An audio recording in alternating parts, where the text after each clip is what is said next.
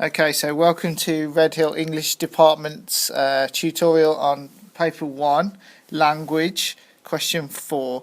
So as you can see, most importantly, you can see that this question is worth 20 marks. So to put that into context, that is all of the other reading questions combined are still only worth 20 marks. This one question alone is worth 20 marks. So the biggest thing to mention and bear in mind with this particular question is you have to give it the time that it deserves.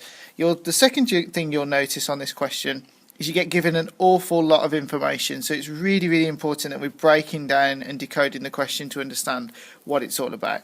So the first thing to mention is that you are being asked to focus on a specific part of the text. So in this case, from line 16 to the end, it's really, really important that you focus exclusively on the part of the text that it specifies, because examiners are told not to give credit to anything that falls outside of those lines. So as we can see, I'm just going to read the question out and then we'll talk about what the question is actually asking us to do. So it says, focus this part of your answer on the second half of the source from line 16 to the end. A student said, this part of the story, set during breakfast time, shows that Alex is struggling to cope with his mother's illness. To what extent do you agree? In your response, you could consider your own impressions of Alex, evaluate how the writer shows that Alex is struggling to cope, support your responses with references to the text. So the first and most important thing to mention is that you are given a statement and you are asked to explain to what extent you agree. Okay, so that means they're not asking you to totally agree, they're not asking you to totally disagree, they want your opinion in relation to that statement based on the text.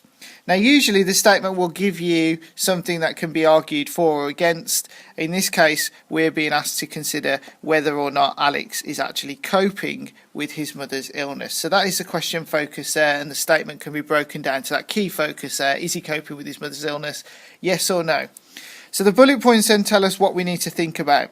So consider your own impressions of Alex, okay? Now the key word here is your own impression, okay? Don't automatically think you have to agree or disagree with the statement. It's going to be much more complicated than that, so you can think about your own personal opinion in relation to the statement.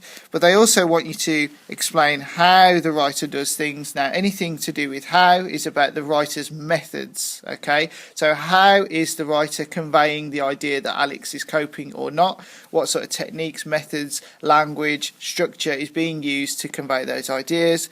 And the third bullet point is this idea of supporting your response. Obviously, if you're presenting your view on the text, it's really important that you are justifying your opinions by saying, look, here's a quote to demonstrate my ideas. I'm not just plucking this out of thin air. I'm using evidence to justify and to support my ideas.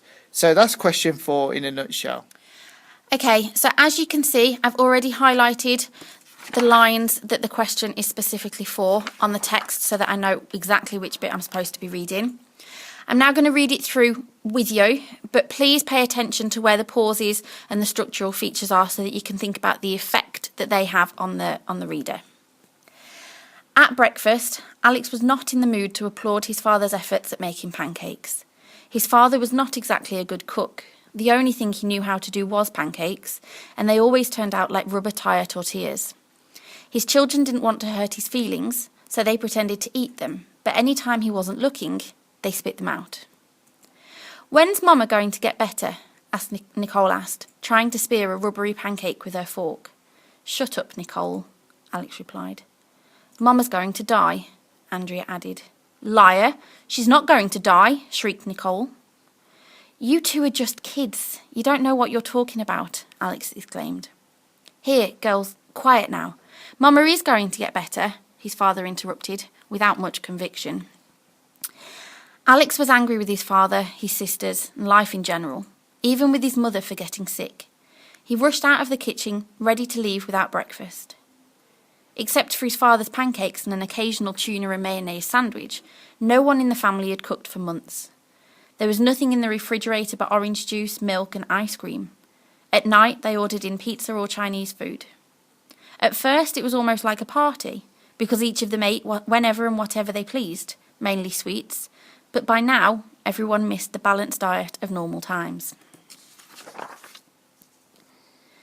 Alex had realised during those months how enormous their mother's presence had been and how painful her absence was now. He missed her easy laughter and her affection, even her discipline. She was stricter than his father and sharper. It was impossible to fool her. She could see the unseeable. He missed her music, her flowers, the once familiar fragrance of fresh-baked cookies and the smell of paint. It used to be that his mother could work several hours in her studio, keep the house immaculate, and still welcome her children after school with cookies. Now, she barely got out of bed to walk through the rooms with the confused air, as if she didn't recognise anything. She was too thin, and her sunken eyes were circled with shadows. Her canvases, which once were explosions of colour, sat forgotten on their easels, and her oil paints dried in their tubes. His mother seemed to have shrunk. She was little more than a silent ghost. You now need to rewind the video, have a careful look at the extract, and write down 3 or 4 quotes from the extract that you could use to help you answer this question. So you should have by now highlighted the sections that you think are relevant to the question. Before you actually start writing, you need to reconsider what the question was asking you to do. So look back at the bits that you've highlighted at the beginning. So you've been asked to look at the right part of the extract. Have you got all your quotes from the right part of the extract? Have you considered the student's statement? So how is Alexander coping with his mother's illness, and to what extent do you agree? Remember that in your response, it does actually say here from AQA, in your response you could. It doesn't say you should, so you do not have to do all 3 of these bullet points. You could if you wanted to, but you do not have to if you feel it limits your response. So here's a modelled one that actually came from a student from AQA. I'm going to read this out to you and then we'll go back and look at an extract. So, I agree completely in that Alexander is struggling to cope with his mother's illness, which is especially noticeable during this part of the story. This is evident during Alexander's outburst at his sister's predictions about his mother dying, where he says, "You two are just kids, you don't know what you're talking about," which shows a sense of denial from Alexander. This could also then show that Alexander is longing for a sense of normality from his past when his mother was well, which, however, may not come true as predicted by his sister Andrea.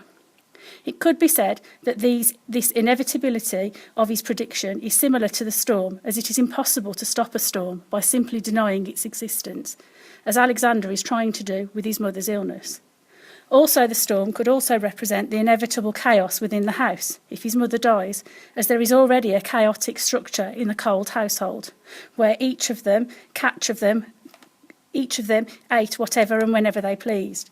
And it even goes so far as to referring to the situation as almost like a party. Also, in the last paragraph, Alex reflects on his memories of his mother before the illness, which furthermore portrays the sense of longing for his mother and the lifestyle of order that he was once used to. By listing the aspects of his life before his mother's illness, such as her flowers, the once familiar fragrance of fresh-baked cookies, and the smell of paint, and then going on to describe his mother as little more than a silent ghost. This creates a sense of change and helps the reader to imagine the vast impact this illness has had on not only Alexander's mother, but Alexander's whole world as well. So what I want to point out to you to start with is that this student has begun this response by actually addressing the student's statement, which shows the examiner that they've really thought about what they've been asked to do. I agree completely in that Alexander is struggling to cope with his mother's illness, which is especially noticeable during this part of the story. So they're looking at the statement and they're deciding whether they agree or not. So that's a nice, strong opening. We're going to look at what actually secured this response, and what secured it was this final paragraph, because here we've got convincing and judicious and perceptive responses. And the reason that they are that is because they actually reflect what the question has asked you to do. Okay, so in this last paragraph, Alex reflects on his memories of his mother before the illness. This is convincing because it's showing the examiner that the student has fully understood that Alex is looking back and reflecting on how life was like before his mother became poorly. If you then move on to the quotation that he's chosen the one that says, her flowers, the once familiar fragrance of fresh baked cookies, and the smell of paint. So the actual textual evidence that he's chosen to show that he understands that life was different before is referenced through the very, very best possible quotation that he could have found. And then he goes on to support that further with a much smaller quote of little more than a silent ghost. So it shows us that his mother has gone from being this sort of dominant force who brought all the love and strength to the family to this silent ghost, which also kind of foreshadows the fact that the prediction that she's going to pass away is actually going to happen. He finishes it off with the vast impact that this illness has had, not only on Alexander's mother, but also on Alexander's whole world as well. And that shows that the student has really thought about what it's going to be like for Alex after this episode, what it's going to be like for him in the future. And that's very perceptive understanding of the writer's methods, because the writer has left us in that sort of sense of anticipation of wanting to know what happens next. And that's what secures this student a level 4, 18 marks out of 20. Okay, so we're going to finish by just breaking the whole video down, if you like, into 3 key takeaway points to really think about. The first one is, of course, breaking the question down. Remember what we said at the very beginning, that this is worth 20 marks and you get an awful lot of information. It's really important that you break down both the question and the text. Highlight the keywords within the question, pick out 2 or 3 really important quotations from the text, and that's going to give you the starting point you need. One of the key things to emerge from the exemplar response that we talked about and discussed was this idea of engaging with the statement. Remember, you get given a statement and you have to evaluate how far you agree or disagree with it. It's really, really important that you have your own view on that and you're prepared to justify and explain it by using evidence from the text. The last key takeaway is to remember that the writer's methods are really, really important in this response. So you have to ask yourself how the writer has achieved particular effects within their response. It's not just good enough to use point, evidence, explain. You have to talk about the specific methods that the writer has used to convey their ideas in response to the text. Good luck in your exam, guys.